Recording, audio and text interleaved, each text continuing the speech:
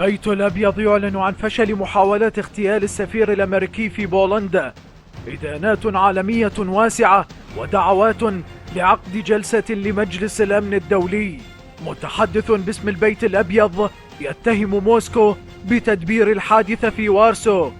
الكرملين يرد على الفور بأن هذه الاتهامات عارية عن الصحة، وأن الإدارة الأمريكية لا تدرك عواقب كلامها. الرئيس الروسي فلاديمير بوتين يوجه القوات المسلحة بالاستعداد. الرئيس الأمريكي دونالد ترامب يأمر الأسطول السادس بالتوجه إلى البحر الأسود.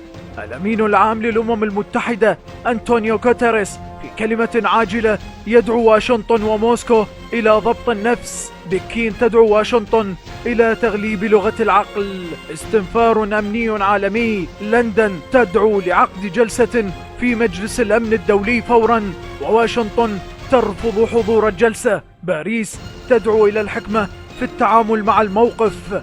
أنباء عن تهيئة الملاجئ العامة في عواصم أوروبية. حلف الناتو يعلن جاهزيته لأي عدوان روسي على الأراضي الأوروبية. كوريا الشمالية تعلن تضامنها مع موسكو وتقول أن واشنطن تتمادى ويجب وضعها عند حدها. الحكومة اليابانية تدعو الشعب الياباني الاستعداد إلى ما أسمته النضال في حماية البلاد من الأخطار القادمة والتهيؤ للنزول إلى الملاجئ. إسرائيل تلتزم الصمت. دول كتركيا والسعودية وإيران ومصر تترقب بحذر. صلوات تعم العالم لوقف انزلاق الأمور إلى مزيد من الاحتقان. بابا الفاتيكان يصلي من أجل نزول المخلص. المسلمون في العالم يربطون الأمر بروايات آخر الزمان ويستعدون للملاحم. الساعة 2 بعد منتصف الليل. الرئيس الأمريكي يتحضر لإلقاء كلمته. أخيرا يطل الرئيس ترامب على الشاشة.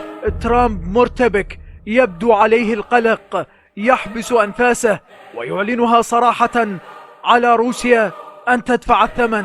في الجانب الآخر الرئيس الروسي يخرج هو الآخر في كلمة متلفزة يبدو عليه الغضب وبعض القلق، ويؤكد للشعب الروسي أن القيادة قادرة على حماية البلاد من المخاطر، وأنه تم نشر منظومات صاروخية عظيمة لردع أي عدوان قد يطال أمن روسيا الاتحادية. أنباء عن تعرض السفارة الروسية في أستونيا إلى هجوم مجهول. قوات الدفاع الروسية تقوم بإسقاط صاروخ باليستي قادم من أوكرانيا نحو شبه جزيرة القرم.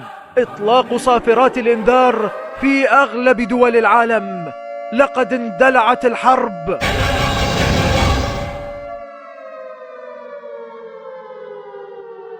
إن أعجبكم هذا الفيديو يرجى الاشتراك معنا في قناة شاهين أونلاين ليصلكم كل جديد ومفيد وممتع وحصري. شكرا لكم.